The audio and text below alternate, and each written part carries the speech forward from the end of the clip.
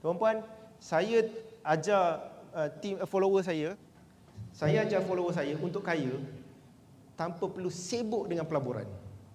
Cari duit simpan, cari duit simpan, cari duit simpan, cari duit simpan. Confirm kaya. Melabur masa bila tuan-puan? Ni yang barisan depan ni dia start melabur tuan-puan.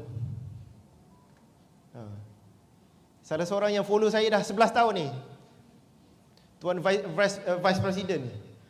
Pelaburan yang terbaru, dia beli rumah tanpa keluar modal, nilai harga rumah tu 1.8 juta. Tak keluar 10 sen pun.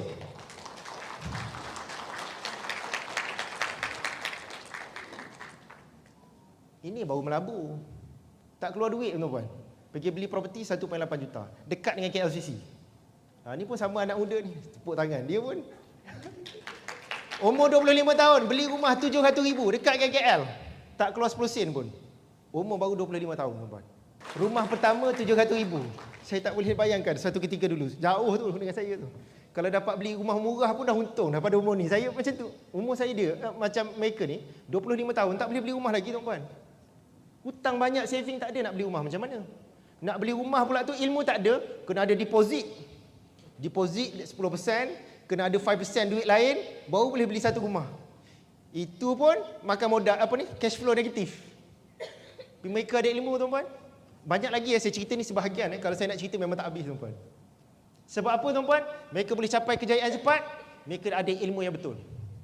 Okay. Kenapa tuan-puan saya bercakap tentang 1 juta yang pertama? Kenapa saya letak target 1 juta yang pertama? Saya fikir pada usia saya muda, saya masih boleh bekerja. Tapi ada kerja, ada duit, tak ada kerja, tak ada duit. Saya ada seorang isteri dan kami plan pada waktu tu nak ada at least 7 orang anak. Plan. Ramai orang anak ramai sebab tak plan kan? Kami memang plan 7 minimum. Jadi saya dah tahu dah, saya ada isteri dan ramai anak. Dan saya fikir, kalau apa-apa terjadi kepada saya, isteri saya tak bekerja.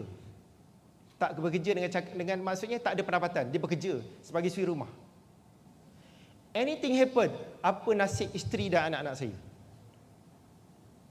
Jadi saya bekerja kuat, waktu tu saya letak target, saya mesti kerja kuat, cari duit sampai saya tak perlu cari duit. Itu poinnya. Saya nak kerja cari duit sampai saya tak perlu cari duit.